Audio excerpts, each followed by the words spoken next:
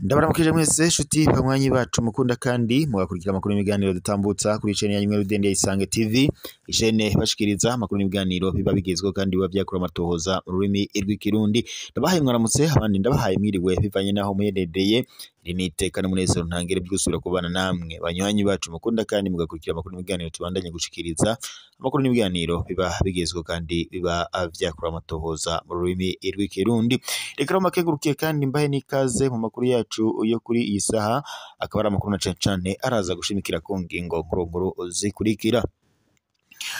Amakuru yacu tuyatangurira mu bitaro vy'akarere vya Gitega, aho uwahoze ari umushikiranganje wa mbere wa leta y'Uburundi Alain Guillaume Bunyoni yajanwe kuvurirwayo bivanye nuko amagara yiwe atari yifashe neza. Alain Guillaume Bunyoni yajanwe kw'igerekerezo ry'icenda gitugutu uyu mwaka, akaba yarinje mu bitaro vy'akarere vya Gitega bivanye nuko amagara yiwe yari amerewe nabi cane, nkuko abo twaganiriye bari kuri ivyo bitaro na cane abaganga ndetse n'abajejwe umutekano babishikiriza. Amakuru dufise rero kuri ubu ngubu umukobwa wa Alain Guillaume Bunyoni ariwe Darlene Bunyoni yafatiye mu gahanga umukuru w'igihugu cy'u Burundi Evariste Ndayishimiye, amwagiriza ko ari we yagize uruhara mu rupfu rw'umuvyeyi wiwe cyangwa se rwa se Alain Guillaume Bunyoni. Aya makuru mu kanya turagaruka ko ku buryo bw'idonido. Naho birababaje ngo kuzira utwawe, aho Faustin Nishimwe yaraye yishwe arashwe n'umupolisi amuziza impene yiwe. Ayo makuru nayo turayagaruka ko mu kanya ku buryo bw'idonido. Naho mu yandi makuru no kumutambukanyo w'umukuru w'igihugu cy'u Burundi Angeline Ndayishimiye yaganutse kuri uyu wa 17 gitugutu uyu mwaka, avuye mu nama y'abakuru b'ibihugu vya Afrika yo guhanahana ivyiyumviro yari yateguwe na Fondation Merkel isanzwe ikorana n'abatandukanye b'abakuru b'ibihugu yareberaga mu gihugu ca Gambia. Amakuru nayo mu kanya turagaruka tuyabashikirize ku buryo bw'idonido. Naho mu Burundi ho barafise ubwoba bujanye n'ikoroka ry'idolari, ibiro bivunja biratabaza ko biriko birahomba cane, abaguzi nabo ngo barindiriye ko ibiciro bikoroka. Ayo makuru yose nandi ni mu kanya ku buryo bw'idonido turagaruka tuyabashikiriza. Ico ndabibutsa gusa mubanza mu fyonde suivre partage ndetse na s'abonner kugira ngo tubandanye kubana mu makuru n'ibiganiro tuba turiko turabashikiriza umwanya n'umwanya, makuru n'ibiganiro kandi biba bigezweho ndetse biba vyakura amatohoza mu rurimi rw'ikirundi. Kaze rero mu makuru yacu kuri bw'idonido, tugiye guhera ku biriko biravugwa mu makuru ajanye n'ubuzima bw'ahoze ari umushikiranganje wa mbere wa leta y'u Burundi Alain Guillaume Bunyoni, kuri ngubu ugwariye mu bitaro vy'akarere vya Gitega, ariko akaba ari hagati y'ubuzima ndetse n'urupfu. Alain Guillaume Bunyoni rero yapfunzwe yagirizwe gushaka gutembagaza ubutegetsi ndetse no gushaka kugandagura umukuru w'igihugu ndetse no kugira amatungo no kunyonora amatungo ya leta. Ubu rero Alain Guillaume Bunyoni amagara yiwe ntiyifashe neza, ari hagati y'urupfu n'umupfumu. Umukobwa wa Alain Guillaume Bunyoni rero Darlene Bunyoni yatangaje ko Evariste Ndayishimiye umukuru w'igihugu cy'u Burundi ariwe ngo yoba yaragize uruhara mu rupfu rwa Alain Guillaume Bunyoni. Kwa 13 gitugutu uyu mwaka Alain Guillaume Bunyoni yinjijwe ibitaro kuva ku munsi wa kane igenekerezo rya 9 gitugutu uyu mwaka ku bitaro vy'akarere Gitega, ku mugwa mukuru wa politike w'u Burundi. Wahoze kandi ari umushikiranganje wa mbere w'u Burundi Alain Guillaume Bunyoni yaciye gufungwa ubuzima bwe bwose yagirizwa kungabanya umutekano w'igihugu, arakitswe n'amagara ku rugero ruteye amakenga. Umwe mu bamubonye avuga kandi ko uwo yahoze ari umugabo akomeye mu gihugu ndetse ngo yaryamitswe mu gacumba c'iteka mu gisata c'indembe c'ibitaro vy'akarere ka Gitega, aho ariko aravurirwa bikomeye cane. Umugwi w'abaganga waratowe kugira ngo ukurikirane amagara yiwe, niko atomora akongera koko umutekano wongerejwe bikomeye mu bitaro mu bitigiri by'abapolisi ndetse n'abakozi bigendereza ry'u Burundi. Kubwa rimwe mu masoko mu buvuzi ritashimye kwivuga izina, amagara ya Alain Guillaume Bunyoni arageramwe cane, ntaratora ubwenge nubwo abaganga baguma bamukurakuranwa ko bamuvura. niko iryo soko ryemeza. Uwimana wa 12 gitugutu uyu mwaka umugwi w'abaganga bakomeye wararungitswe gufasha abariko baramukurikirana bamuvura igitega. Uwo mugwi wavuye Bujumbura umugwa mukuru w'ubutunzi w'u Burundi. Reka tubandanirize n'ubundi mu yakuru yacu kubiriko biravugwa ngaha mu Burundi, aho rero mu makuru yacu tugiye kubandaniriza kuriko biravuga ko Faustin Nishimwe yaraye yishwe arashwe n'umupolisi amuziza utwiwe. Umuhisi Faustin Nishimwe yari umunyagihugu avoka mu gishingano muri komine Isare mu ntara ya Bujumbura. Urugo rwiwe ruri aho bita ku matafari mu buraruko bwa Bujumbura. Yari umuhinga w'ivyamatara uzwi nka electricien na politike azwimo. Yari kandi yubatse akaba umuvyeyi w'abana babiri. Hari impene yiwe yari atungiye kwa sebukwe mu Gasozo zone Mageyo komine Mubimbi mu ntara ya Bujumbura yahahora. Ejo kw'igenekerezo rya 19 gitugutu uyu mwaka Faustin Nishimwe yamanukanye impene yiwe ayishoye mu gisagara ca Bujumbura. Faustin yari kumwe na mwene wabo niho yageze hafi y'ingoro ikoreramwo umukuru w'igihugu, bahura n'umupolisi arabahamagarika abasaba ikitasi ciyo mpene. Faustin Nishimwe arayimwishura ko ari impene yiwe yahora atungiye mu Gasozo ko atakitasi afise kubera ko atari iyo aguze. Umupolisi aca abishura ko agiye kuyipfunga no kurindirira amatohoza. Faustin Nishimwe na mwene wabo barakurikira kugira ngo babone iyo ayipfungira, ariko kandi babona atera abajana mw'ishamba niko nko kumubaza iyo ariko arabajana. Umupolisi amwishura ati wewe ntuntegeka. Buno nyene umupolisi afata inkoni yari ahashoreje iyo mpene ayikubita Faustin Nishimwe mu mugongo. Faustin yaciye yikubita hasi, umupolisi yaca aramurasa amasase 4 mu mutwe. Faustin Nishimwe aba aracikanye. Mugihe umupolisi yagira arase mwene wabo na Faustin haciye aseruka abasirikare bacungera ikirimba c'umukuru w'igihugu baratabara. Bivuga ko kandi umupolisi yari aborewe cane. Umupolisi yaraye mu gasho mu Rubirizi ntituramenya umwidondoro wiwe.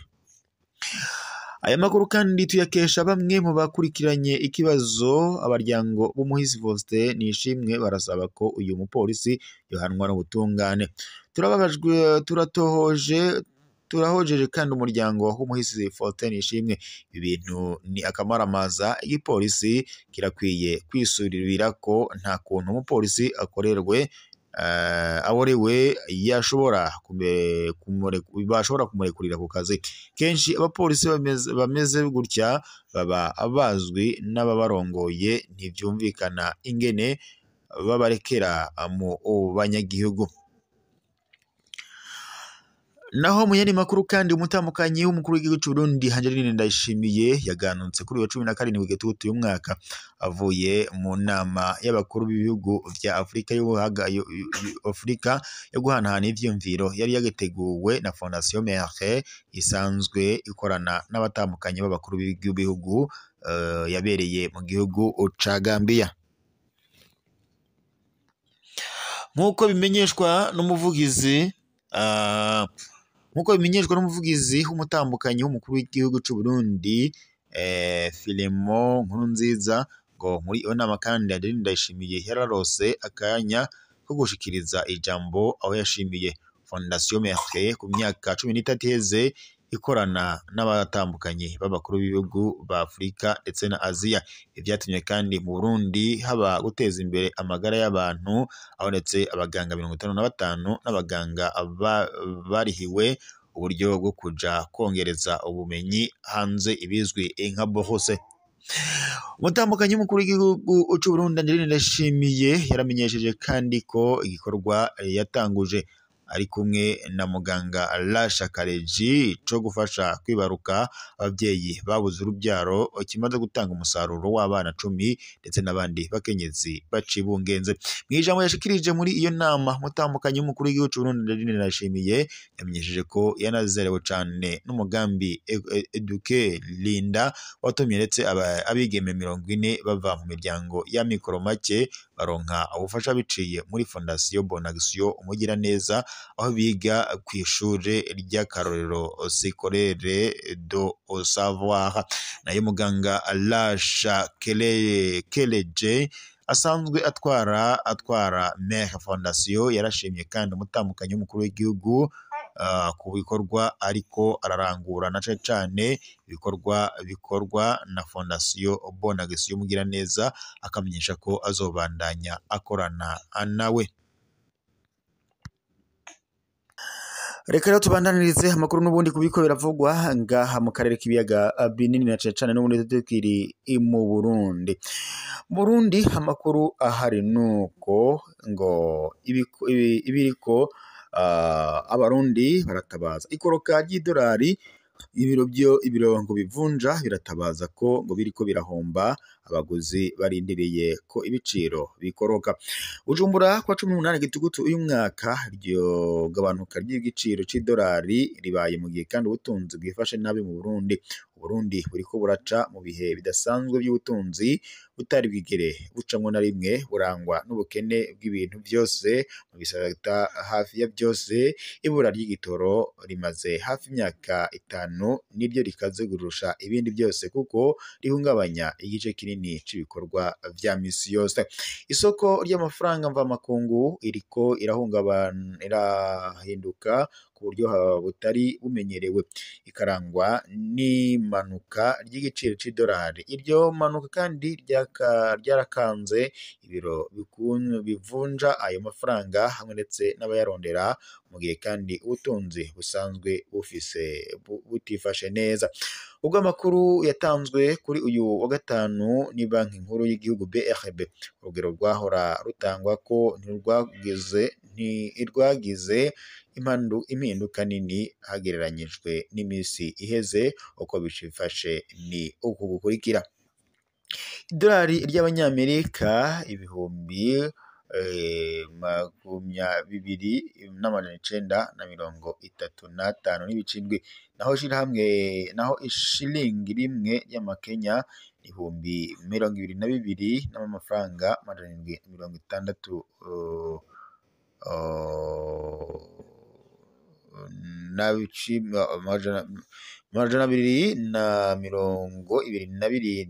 227,616. Naho ishilingi rimwe ry'itanzania ni ibihumbi 11,982 y'amarundi. Naho ishilingi rya Uganda ni 0.8448 mu marundi. Ifaranga ry'u Rwanda ni ibihumbi 2 n'amafaranga 20,289. Ariko ku isoko ryo mu Kinywabi biriko biramanuka cane ku buryo butangaje. Kuri ubu wa gatanu idolari ryagurwa 5,000 n'amafaranga 500 mu gihe ryahora kuri 27,500 haraheze indwi nkeya. Ifaranga ry'u Burundi risa n'iriko riraduga cane ugereranije n'ayandi mafaranga yo muri ibi bihugu vy'akarere bikorana kuko iriko iriha inguvu muri iyi misi. Ibiro bitanga aya mafaranga biri mu ngorane.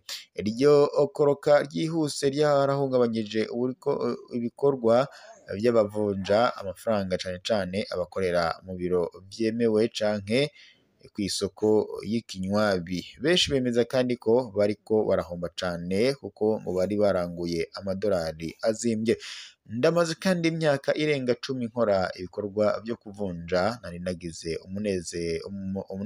umengo umunezero wo kuza ndabika amafaranga yanje mu mafaranga y'amadolari, nibaza ko ari amafaranga yo kwizera. Ariko kandi muri iyi ndwi ryarahindutse, idolari ryaratimbutse gihutihuti cankakaza igice c'agaciro k'amahera nari ifise mu misi mikeya, bivugwa na Martin avunja kw'isoko yo kwa Siyoni mu buraruko bw'igisagara ca Bujumbura.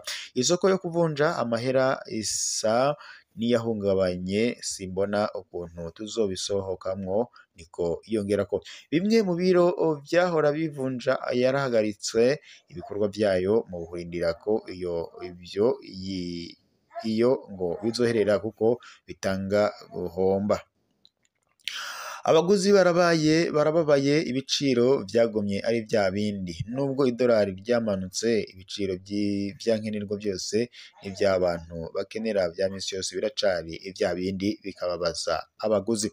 Igihe kandi numva ngo idolari ryamanutse nari nzi ko ibiciro bica bikoroka navyo, ariko nta cahindutse. Umuceri, ubufu byose biracazimbye, niko bivugwa na Micheline umusumyi wo kw'isoko yo kwa Siyoni mu buraruko bw'igisagara ca Bujumbura, isoko ikundwa na benshi. Bahora kandi bama batubwira ko ubuzima buzimvye kubera akura amafaranga y'agaciro. Ubu ahari turindiriye kuraba ubudasa, ariko ubu biri mu matangazo gusa, ariko si mu myifato yacu, niko yongerako. Abajejwe ubutunzi basaba abantu kwihangana, bakizera ko isoko yo mu gihugu izosubira ku rugero buke buke. Imvo zishoboka ry'itituka ry'igiciro c'idolari. Amasoko menshi abona ko itituka ry'idolari kw'isoko ryoba ngo ryavuye ku bituma vyinshi.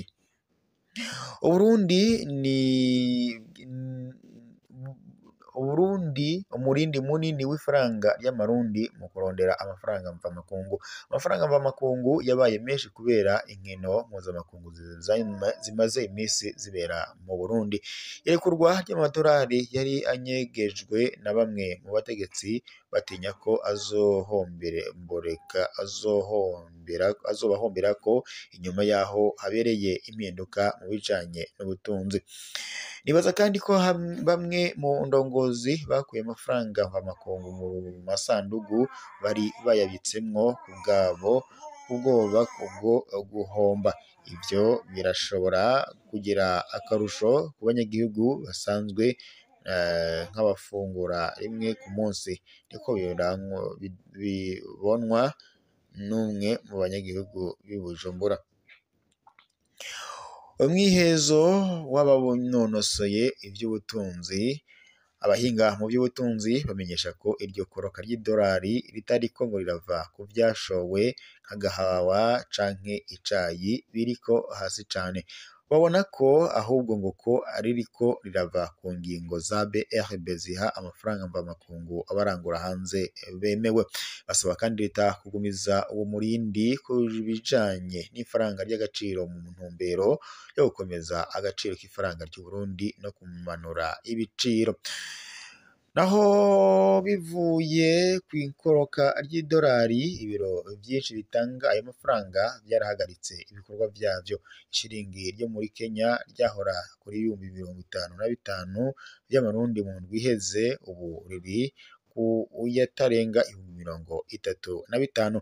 Bamwe mu bakorera mu bijanye n'ubutunzi bavuga ko barindiriye, abandi bakagira amakenga ko rizosubira kuduga mu gihe BRB itoba amaso. Bikaba rero ari ibyo barimo barashikiriza.